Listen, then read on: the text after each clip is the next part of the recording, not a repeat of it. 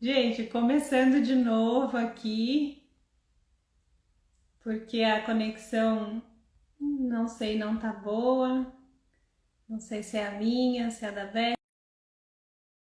Oi, B.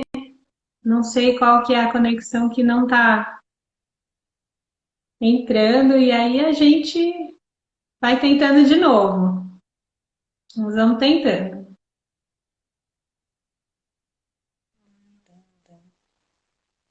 Oi, Tô te ouvindo. ok. Gente, nós começamos de novo com a Elizabeth Boer, que eu chamo de Beth carinhosamente. E a gente vai falar não ter e continuar tendo um filho que se foi. E a Beth, a Elizabeth, estava contando pra gente que ela é mãe de meninos, ela tem cachorro macho, meninos. E quando ela se apresenta como mãe Quando de eu me meninos. apresento, isso. E a próxima pergunta normalmente é: quantos? E eu respondo sempre três. Ah, é? Qual é a próxima pergunta natural? Quais as idades? E aí vem normalmente o choque de quem recebe a resposta, né? Eu digo, o Arthur tem 14, o Heitor teria 10 e o Thomas tem 5. E aí dá uma tela azul, normalmente, né? A pessoa fica processando aquela resposta, né? Fala, teria? Será que é disso mesmo que ela está falando? Teria? Meu Deus do céu! E não vai daí, né? Normalmente eu digo, nós cuidamos do Arthur e do Thomas e o Heitor já voltou para casa do pai. Tá lá, nós não cuidamos mais dele. Mas ele continua, né? Então, bom, a conversa acaba daí porque nós temos, é um tabu, né, Vivi? Falar de morte é um tabu. Morte de filho, então, é uma coisa mais é, entruncada ainda. Porque filhos não morrem, filhos nascem. Filhos nascem, filhos não morrem. Né? Eu descobri isso com a morte do Heitor. E ele nasceu, o Arthur tinha 3 anos e meio, e ele ficou exatamente um ciclo completo conosco.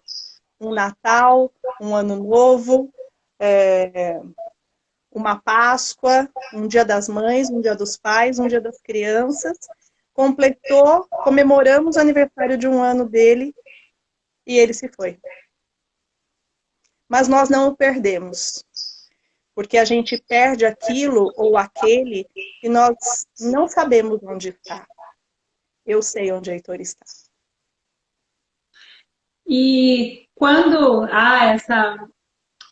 você rememora, né? Você lembra, você conta, não é? A gente chegou nessa conversa assim de uma forma muito espontânea. Eu me lembro que nem foi por isso que você falou dos três meninos. Foi por um outro caminho e foi muito espontâneo. Não foi nada que assim, gente, vamos parar essa conversa agora, porque as pessoas param por aí, é o que você falou, dá aquela freada. Claro.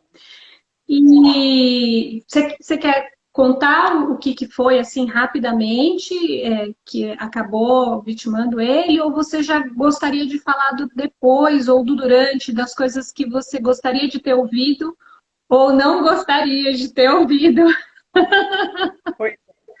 Antes de mais nada, quero prepará-lo para os choros, né? Porque os choros. E não quero me desculpar caso eu comece a chorar aqui. Porque eu percebo, né, que as pessoas quando estão em público e vão chorar, acabam se desculpando pelo choro. Ai, me desculpa. E eu acho isso até meio esquisito, porque fala assim, gente, é a demonstração de uma emoção humana, né, inerente a todos nós. Por que a pessoa está se desculpando? Então, se você quiser chorar, fique à vontade, não se desculpe, nem se sinta culpado. Se eu sentir, eu vou acabar chorando mesmo. Então, vida que segue, né? Vamos lá. Então, o Heitor teve uma meningite muito agressiva, né? Uma meningite bacteriana muito agressiva. Hoje eu sei que ele foi a óbito em 24 horas, basicamente, né? Foi muito agressiva mesmo. Mas como ele era bebê, ele tinha 1 ano e 15 dias quando nós recebemos a notícia da morte no hospital. Mas bebê não é fácil de detectar a morte de um bebê, né? Então nós ficamos lá 3 dias e 3 noites investigando, fazendo 1001 exames para saber se de fato tinha acontecido. Pelo menos essa era a informação, né, que a gente foi tendo depois. Mas hoje eu sei que foi 24 horas, né, após os primeiros sintomas, digamos assim. E muito interessante porque eu, com 11 anos, tive meningite. Eu tenho 10, 15% da audição de qual mesmo, gente? Do direito. Então, e eu não me lembro, né, dessa perda. Como eu tinha 11 anos, minha mãe que disse, eu cresci com isso, né? E minha mãe que disse que foi depois da meningite, que também foi uma meningite bacteriana, e foi uma coisa, assim, muito assustadora para minha mãe, né? Eu não me lembro. Que ela falou que eu comecei a reclamar, falar que eu não estava ouvindo direito desse ouvido e tal.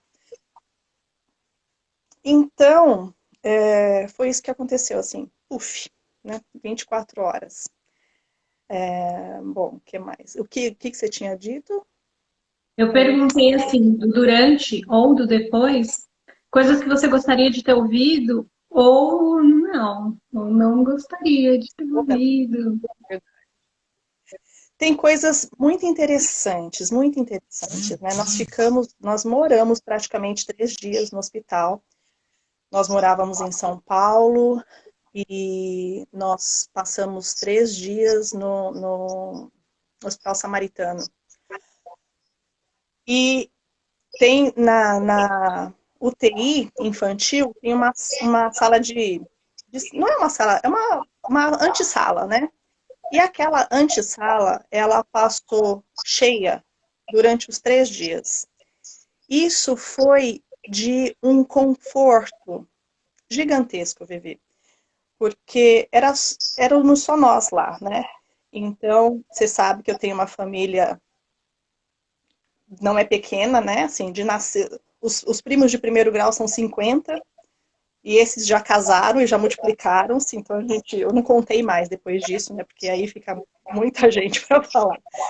Então, assim, família e amigos, os mais próximos, estiveram lá conosco. Sentir-se amparado, vou falar por mim, né? Sentir-me amparada foi essencial, né? Então tinha gente que me levava, tinha uma tia que estava sempre preocupada com o que você está comendo, e ela chegava lá com um bolinho, com Deus por essas pessoas. Não pelas que porque pensam em comida.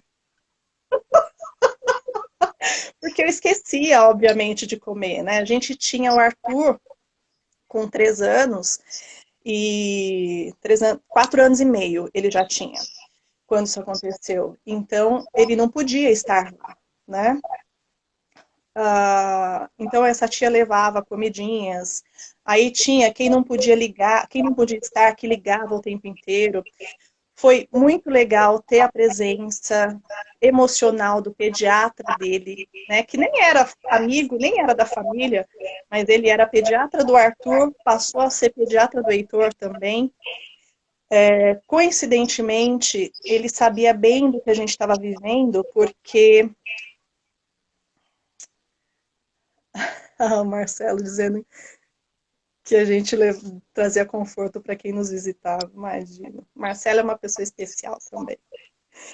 E ele teve o primeiro filho morto com 2 meses de morte súbita, dentro de casa, imagina, né? Um médico, Então, né? Um pediatra. pois é, não, e ele conta assim, né? Ele tinha ficado 24 horas em plantão, em 12 horas ele recebeu um menino de 8 anos, entubou o menino, em 12 horas tirou o menino do tubo e tirou o menino da UTI. Aí chega em casa, 6 horas depois, o filho dele morre. O filho dele, né? Do cara que tinha salvado a vida de um paciente. Então, assim, amigos, primos, tios, muitos familiares, Então, isso foi muito importante, né? E foi muito importante também, assim, coisas que foram muito boas de ouvir assim que a gente soube da morte dele, né? Uma coisa que eu ouvi Oi, você está muito aí, de amiga Beth? pessoas... Tô aqui, tô aqui. Conexão ótima agora. Tá me ouvindo? Tá me vendo? Tá me ouvindo? Sim, Então sim. tá bom. E coisas que eu ouvi de pessoas diferentes em diferentes momentos. A primeira vez que eu ouvi essa expressão foi quando nós, acho que foi no segundo dia, que nós recebemos a notícia que ele havia tido morte cerebral. Então, abriu um buraco gigantesco debaixo de mim, eu fui sugada, né? E logo que eu soube disso, meu irmão entrou no quarto, me pegou aos prantos, e aí falou, me abraçou e falou, tamo junto. E nunca fez tanto sentido, até então, nunca havia feito tanto sentido essa expressão para mim. E eu ouvi isso muitas vezes, de muitas pessoas, né? Desse momento até a cerimônia de cremação dele. E foi uma expressão assim, era uma expressão tão bem colocada naquela situação, né? Eu não tô sozinha. E eu sabia que não era proforme, né? Que as pessoas que estavam dizendo, eu sentia que as pessoas que estavam dizendo aquilo não estavam dizendo por protocolo. Eu recebi abraços de gente que não falava nada e seguia. Oi. Você recebeu abraço de pessoas? Estamos com Calados. muitos suspenses, né? Recebi Você... abraços calados. Abraços calados. E eu sentia a pessoa inteira naquele abraço, né? Não era preciso dizer nada. E essa é uma coisa muito importante que eu quero que quem está aqui compartilhando com a gente esse momento lembre. Se não houver nada de fato para dizer, não sinta-se obrigada a dizer nada, né? Porque tantas coisas desnecessárias que eu escutei, mas eu tenho certeza que não foi por... obviamente não foi por maldade ou, né, qualquer intenção ruim que as pessoas diziam, mas eu percebia que a pessoa se sentia na obrigação de dizer alguma coisa, ainda que não tivesse o que dizer, né? Então, eu ouvi muita coisa do tipo, tinha que ser assim. Eu não duvido disso, Vivi, né? O Senhor é soberano, isso sempre esteve muito claro para mim, e nos planos dele estava que o Heitor ficaria 1 ano e 15 dias conosco. Tinha que ser assim. Esse é o plano soberano. Mas naquele momento eu não conseguia saber nem direito o meu nome. Então esse tipo de coisa cai como uma bomba. A vontade que eu tinha era de dar um soquinho na pessoa. Assim, não precisa dizer nada se não O houver soquinho nada. foi gentil, né? Então, coisas desse tipo, assim. Então, eu ouvi uma coisa de uma tia que ela já é falecida, ela é foi nossa madrinha de casamento, inclusive.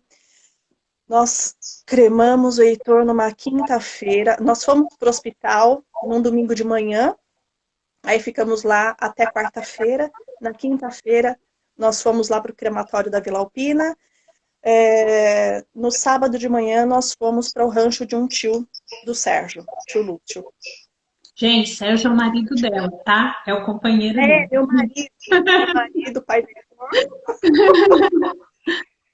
E chegando lá, a tia Silvia estava sentada na ponta da mesa, na varanda, como ela sempre estava.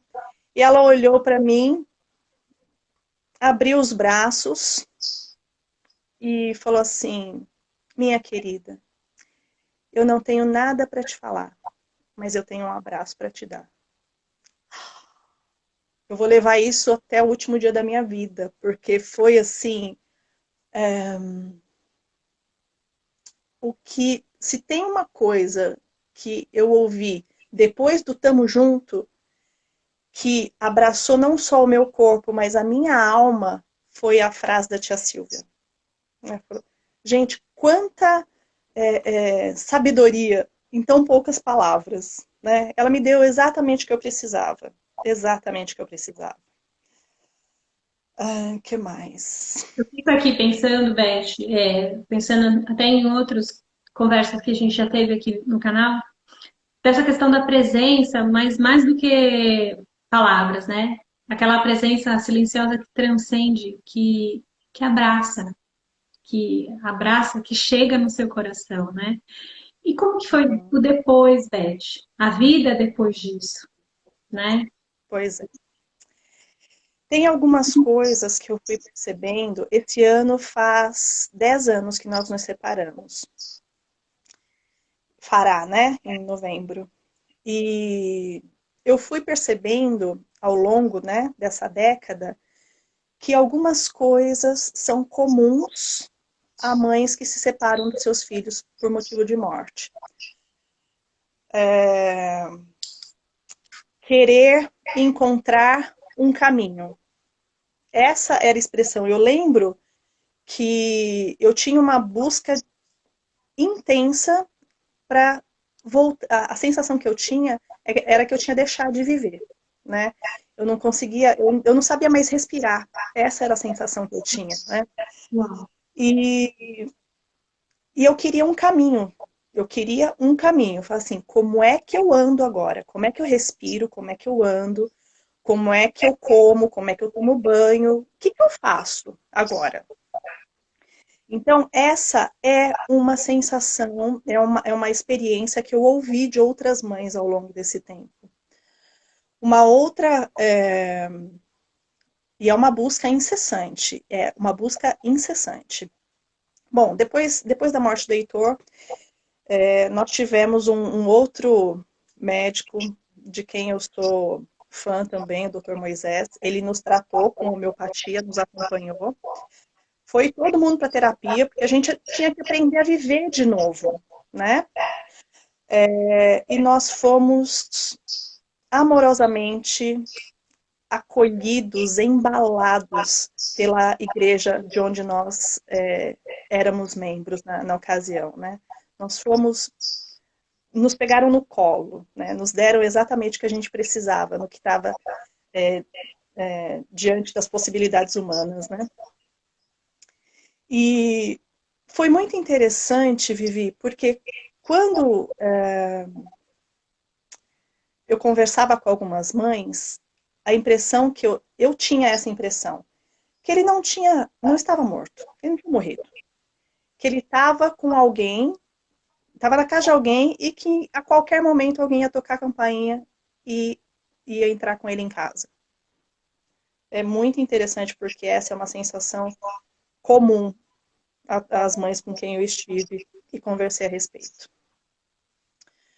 É muito difícil voltar para as mesmas atividades, né? Nós voltamos para a nossa congregação 15 dias depois. E toda a primeira ação, toda a primeira, todo o primeiro caminho que você faz, que eu fazia com ele e que eu fiz sem ele, foi dilacerante. Entrar na igreja sem ele foi dilacerante. A gente ficou, acho que 5 anos, foi. 5 anos, 5 anos depois, nós continuamos congregando na mesma igreja, só deixamos de congregar lá porque viemos para Jaboticabal, né? E eu nunca mais consegui ir ao berçário. Esse, não, eu não conseguia. né? Eu dava uma volta para ir ao banheiro, para não passar na porta do berçário da igreja. E quando o Thomas nasceu, que ele ia para o berçário, era o Sérgio que levava e era o Sérgio que buscava, porque eu Deixa não eu dar uma tinha condição de faladinha chegar lá aqui. perto. Thomas é o filho mais novo, porque Heitor era do meio. E aí Thomas vem depois, Isso, aí tem também uma outra história muito bonita, muito rica. É só para o pessoal exatamente saber 5 anos. quem que é o Thomas.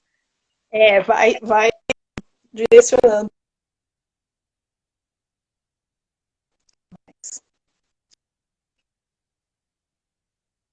Tá falhando de novo um pouquinho. A Fabi está perguntando a idade do Arthur. Na época que tudo aconteceu, ele estava com 4 anos e meio, Fabi.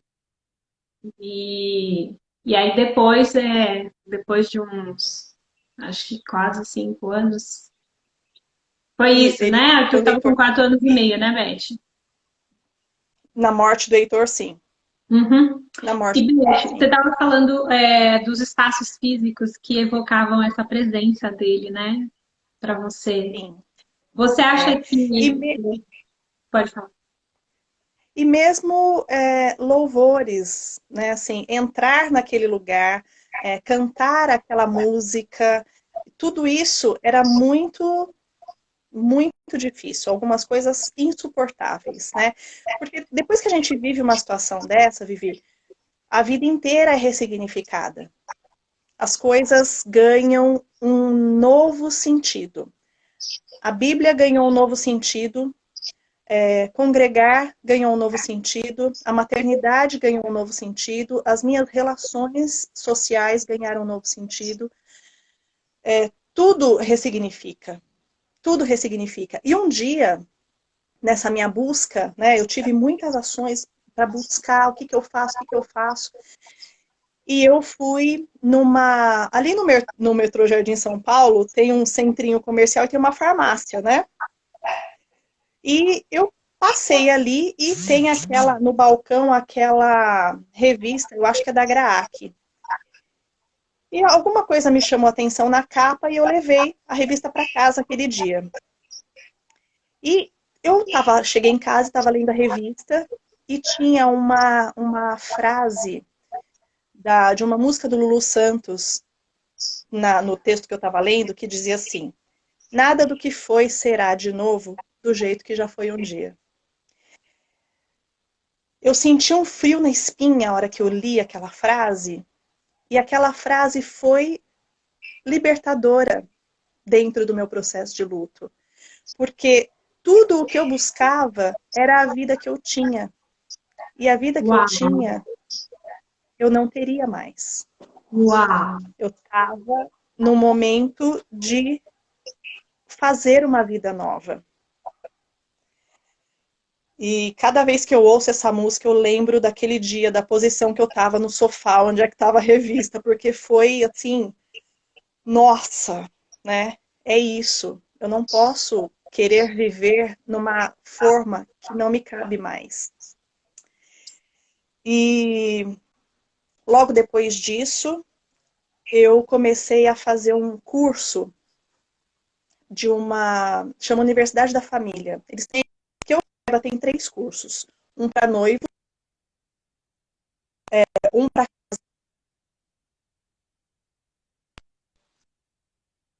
É, voltou a falhar um pouquinho. Oi, você ainda está aí? Bom, a Beth falou de. Beth, oi, oh, você está de volta. Eu achei que foi o insight tanto que você deu pra gente aqui, falando de que nada vai ser como era antes. E que você foi fazer um nada. curso, você fez esse Eu fui curso fazer na Universidade da Família, e depois disso, o que isso. aconteceu? Eu fiz, e o curso que eu fiz foi, o nome do curso era Paz para toda a Vida. E eu Uau! descobri, acho que foi uns 5 meses depois da morte dele. E fazer aquele curso foi, assim, de um extremo cuidado de Deus conosco, para nos fazer enxergar o que a gente não estava vendo. Nós não estávamos enxergando o Arthur em tudo. nós víamos a ausência do Heitor e a gente deixou de ver o Arthur.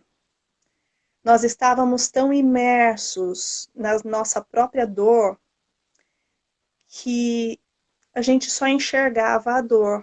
Qual era a dor? A dor era a ausência do Heitor. Mas a gente não. Sérgio não está aqui para falar por ele, vou falar por mim, né? Não posso, nem por ele eu posso falar. Só posso falar por mim. Eu tinha deixado de enxergar o Arthur. E num determinado momento, ao longo do curso, eu percebi que eu estava enxergando muito mais a ausência do Heitor do que a presença do Arthur.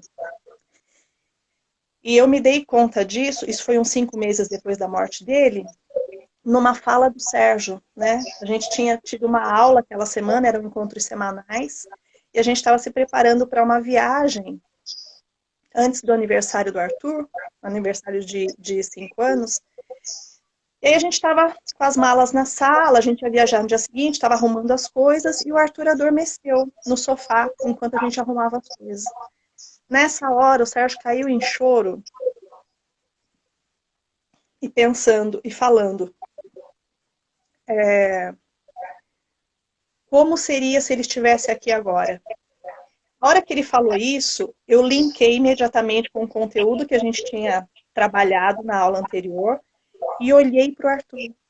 E naquele momento eu percebi que eu tinha, nesses 5 meses, deixado de ver o Arthur. Isso foi, ao mesmo tempo que libertador, muito dolorido, porque como é que eu deixo de perceber o filho que eu tenho aqui ao alcance do meu beijo? Então, ele está aqui, né? O Arthur está aqui, ele né? está aqui, ele está aqui, né? Está aqui e está sofrendo tanto quanto a gente, a ausência do irmão, né? Porque o Heitor, naquela ocasião, o Heitor tinha compartilhado com ele 25% da vida dele. Né? Então, isso foi muito importante, né? Nesse momento, eu tive a condição de sair daquele lugar, e foi tudo ao mesmo tempo, Vivi, de entender que nada do que foi seria novamente do jeito que já tinha sido, de enxergar o filho, de resgatar o casamento, porque também, né, estava assim, meio desaparecido. E eu fui visitar uma amiga um pouco depois, né? Eu já estava enxergando o Arthur, já estava com o casamento restaurado nesse sentido, já tinha entendido que eu tinha que procurar uma nova vida. E eu tinha uma amiga que eu fui visitar, eu sabia que ela tinha se separado do filho também por morte.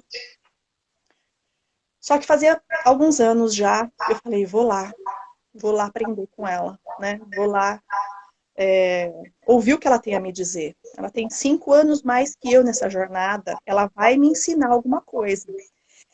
E na terapia eu dizia assim, eu não tenho escolha, eu tenho que levantar, eu tenho que viver, porque eu tenho um filho para ajudar a sorrir de novo. Eu preciso ajudá-la a sorrir, continuar sorrindo. E a terapeuta dizia assim, você tem escolha. E eu não tenho escolha. Eu tenho que fazer isso. Não, você tem escolha. Não, eu não tenho escolha. Se eu não fizer, ele vai ficar fora. Eu não tenho escolha. Bom, e foi uma discussão por muito tempo. E aí eu fui visitar essa amiga. Fazia 5 anos que o filho dela havia falecido. E eu estava cheia de expectativa para essa visita. Cheguei lá, ela me deu um abraço, porque eu tinha levado o Arthur e o Henrique, filho da Letícia, que está aqui também. E aí eles viram um brinquedão lá e saíram para correr, para brincar com o brinquedão junto com a filha dessa amiga e não sei o quê. Ela me abraçou e chorava, chorava, chorava, chorava. E eu fiquei... E aí? Oi? O que está acontecendo? Alguém me ajuda? Põe legenda, me ajuda a entender o que está acontecendo. E ela me falou assim, como é que você consegue? Eu levei 1 hora para entender aquela pergunta, né? E ao longo da minha visita, eu fui entendendo a pergunta, né? Fazia 5 anos que o filhinho dela tinha falecido e ela, como eu, né, a terapeuta vivia dizendo, eu tenho escolha, você tem escolha. De alguma forma, por algum motivo, a escolha dela foi diferente, né? Então, assim, o armário estava lá com as roupinhas penduradas, o berço estava montado, o casamento tinha sido devastado, uma situação muito doída. E eu voltei triste, muito triste, por ter presenciado aquilo, né? Entre muitas coisas que eu tive a oportunidade de compartilhar com ela e ela comigo. E aí eu voltei entendendo que eu, eu tinha escolhido. Eu tinha escolhido levantar todos os dias para ajudar meu filho no que fosse preciso, para oferecer suporte para o meu marido, para viver nesse novo modelo, né? Que eu não sabia qual seria, mas já que eu não tinha mais aquele que já tinha sido, eu tinha que me dedicar a essa nova vida, né? Essa nova forma de viver. Bom, acho que nesse. E as pessoas têm medo de chegar perto da gente, né? Por não saber o que dizer, né? Eu senti um afastamento de muitas pessoas. Eu julgava que eram íntimas. E elas não deixaram de ser. Eu acho, né? É um achismo meu, que justamente por serem tão íntimas, estavam cuidando, tentando cuidar da própria dor para poder chegar mais inteiras perto de mim. Essa, essa é a sensação que eu tenho. Mas eu fui muito socorrida, muito socorrida. E é isso que eu queria destacar um pouco, né, Beth? Você apontou aí vários caminhos, né? Você foi abraçada fisicamente, você foi sustentada amorosamente por uma comunidade de pessoas, né? Que abraçou você e sua família. Você foi para terapia, sua família foi para terapia. Talvez você tivesse a sensação de estar parada, né? De falar assim, gente, e a vida agora? Mas você estava em movimento, né? Você foi buscar outras coisas. E aí eu acho que isso te impulsiona também nessa escolha que você fez. Apesar de você achar que não tinha escolha, né? Isso te Tinha certeza impulsionou. que não. Porque eu gosto muito de relembrar e de reafirmar como nós precisamos de pessoas. Pessoas precisam de pessoas. Seja um profissional, né, um terapeuta, um psicólogo familiar, um terapeuta de casal, é uma pessoa que vai tratar de você. Seja a comunidade, Homeopatia, que foi o que a gente, assim, eu lancei mão grandemente de homeopatia, né? seja a Então, comunidade religiosa que você pertence, né? Aquilo que te sim, conecta com Deus, aquilo que te conecta com o superior, que faz você pensar, essa vida, ela faz sentido quando a gente está junto com outras pessoas. Então, assim, ouvindo você, me remete muito forte isso, né? De rede de apoio. E aí me parece completamente. que essa questão de maternidade, de rede de apoio, começou a te mostrar alguns caminhos profissionais, né? Sim, Você já foi quer. quando, Ai, na mais ocasião da suspense, morte, gente. Ó, só para te tranquilizar, Beth, várias pessoas estão falando que hoje a conexão tá muito ruim, tá? Tem umas 5 ou 6 pessoas que ah, já colocaram e que assistem a live aqui, mas que hoje a conexão é geral, tá ruim tá mesmo. bom? Tá? É geral. Mas você gostaria de acrescentar mais alguma coisa ou já falar disso, né? Dessa rede de apoio, de maternidade? Ai, deixa eu ver o que mais. Assim, dizer para as pessoas, não precisa falar se não tiver exatamente o que falar. Não precisa, não precisa. Né? Então, a chance de acertar calado é muito maior que falando. Sem sombra de dúvida. Mas o abraço e a presença hoje, até que virtual, né? De dizer, Beth, estou aqui, eu não sei o que dizer. Você pode fazer até um bilhetinho, gente, assim, no WhatsApp. Eu não sei o que Sim, dizer, mas eu estou aqui. Eu não sei dizer. exatamente. E recentemente eu Exatamente. fiz isso, gente. Eu falei assim, olha, o que eu consigo fazer são as minhas orações por você, porque me toca demais essa sua dor. E por me tocar muito, eu não sei o que falar. Mas a pessoa sabia que eu estava com ela, que é o que você disse, É, né? Estamos juntos, né? exatamente. E Estamos hoje, juntos. vivendo o contexto que a gente está, de não poder fisicamente estar assim, mas a gente pode se manifestar sem invadir, porque eu acho que às vezes as pessoas também têm esse medo, esse receio de falar assim, nossa, vou relembrar ela e ela vai chorar. E a gente não sabe lidar com a lágrima alheia. A gente não. Foi lindo o que você falou, gente, vou chorar e tá tudo bem. Vou Tá chorar tudo bem. e tá tudo Vou bem. chorar. E é interessante essa frase que você disse, Vivi, que está solta, né, entre nós, que eu vou lembrá-la e ela vai chorar.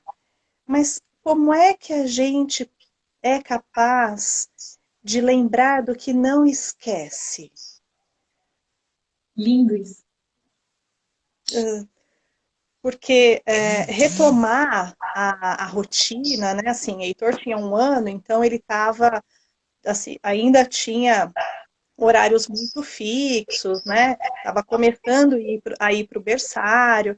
Então, durante uns 3 meses, pelo menos, 3, 4 meses, eu estava presa àqueles horários. Então, dava 9 horas, agora seria a hora disso. Dava meio-dia, agora eu teria que trazer o cadeirão para a mesa. Aí ia para a escola, para o berçário à tarde, à noite, era horário disso.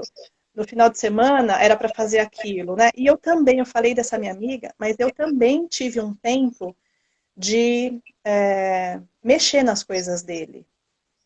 E Eu aí, levei e aí um eu tenho ano, uma pergunta. claro. Por que que viver esse luto foi importante? Sabe, de não falar assim, vai passar, vem outro filho, vamos logo fazer um bebê. Por que que foi importante viver esse luto? Eu penso sempre viver assim, eu busco viver da forma mais intensa que eu possa. Para rir e para chorar. E no discurso lá da cremação, né, do evento de cremação do Heitor, eu me lembro que essa foi uma das frases que eu falei, né? Porque o Heitor foi isso em vida, né? Ele sempre foi muito intenso para me fazer rir e para me fazer chorar. O bicho não dormiu de madrugada a vida toda, né? Então, 4 meses depois da morte dele, eu descobri que estava com depressão, mas quando eu comecei a tratar, eu tratei com homeopatia, né? Homeopatia e psicoterapia, e o meu exercício espiritual também, né? Que não dá para desconectar. Mas quando eu descobri como é que um depressivo, assim, na homeopatia, eu lembro que eu tomei Ignácia Amara. E aí na homeopatia diz lá, né, fala assim, como que o cara que toma Ignácia Amara se vê, se sente, vê o mundo? Eu falei, gente, mas eu não tô assim desde agora, eu tô assim há muito tempo. Porque eu fiz uma depressão química por privação de sono. Uau. Quando o Heitor nasceu, o Arthur tinha 3 anos e meio. E lá em casa, os meninos não gostam de dormir. É uma coisa, eu gosto de cama, eles não gostam. Então, eles se revezavam. Quando um dormia, o outro acordava. E ficava nesse looping. E eu, com o Heitor especificamente, tinha medo de acordar o Sérgio de madrugada para me ajudar, porque ele pegava a estrada, 35 quilômetros de estrada para trabalhar todo dia. E eu ficava pensando, se esse cara ficar doido que nem eu vou perder o marido na estrada, ele vai dormir no volante. e eu não tinha rede de apoio. Todas as pessoas com quem, as mais próximas, trabalhavam. Eu estava fisicamente só para essa tarefa. Então, eu já tinha começado uma depressão lá quando ele tinha 4 meses. Para piorar toda essa situação, eu me vi em depressão, né? E mergulhar, né, respondendo o que você perguntou, mergulhar nisso, nessa dor, nesse luto, é necessário, não é importante. Não dá, não pode ser ignorar uma dor tão dilacerante, tão desconstrutora, e fazer de conta que tá tudo bem, não tá tudo bem. Então eu precisava chorar tudo que eu tinha para chorar, eu precisava me lamentar tudo que eu tinha para lamentar. E esse foi um momento que uma coisa que eu ouvi muito, né? E até hoje eu ouço. Eu não teria essa força. E o que eu dizia e digo para as pessoas é, falar assim, esta força não é minha. Não é minha. E a gente não sabe que ela está à nossa disposição, até que nós precisemos usá-la. Até que nós precisemos nos suportar nela. Ela vem de Deus. Então, eu precisei, assim, uma experiência, né, transformadora, pessoal, foi que, neste momento, eu fui tão cuidada, tão protegida por Deus, né? Eu tenho, desde de que aconteceu, eu tinha consciência, assim, eu não enlouqueci por cuidado de Deus. Eu não enlouqueci, eu não perdi a razão por cuidado de Deus. Eu permaneci lúcida por este amor. Porque um lugar que eu conheci, que eu jamais tinha acessado, foi o esconderijo das asas do Altíssimo. Que é o Salmo 91, né? A gente Oi? conhece, é o Salmo 91 na prática, né? A gente deixa lá a Bíblia empoeirada, aberta nele, de alguma maneira mágica, vai acontecer alguma coisa. E quando acontece, é envolvente. É envolvente, É, né? E como, nada, gente, você pode descrever isso, né? Mas isso está na minha essência, e essa vivência. a gente percebe você falando aqui, assim, eu tô sentindo, eu me senti assim nas asinhas agora, ó, acolhidinha. Beth, Ah, vamos caminhando, então, assim, me fala um pouco de como que veio também essa transformação profissional, porque você é uma mãe sim, empreendedora, sim, e é uma sim, mulher sim. empreendedora. Isso aconteceu tudo junto e misturado, né? Na ocasião da morte do Heitor, eu já estava em transição de carreira, né? Eu trabalhava no mercado corporativo e já não estava conseguindo administrar aquilo. E eu produzia e vendia slings, que são os carregadores de bebês, né? Os carregadores de tecido de bebê. Quando aconteceu a morte do Heitor, estava em franca ascensão. E eu não dava conta mais de me envolver com esse universo. Eu precisava me afastar, eu precisava viver o luto e não combinava eu encontrar com mãe e bebê o tempo inteiro. Não tinha, eu não dava conta de administrar isso, né?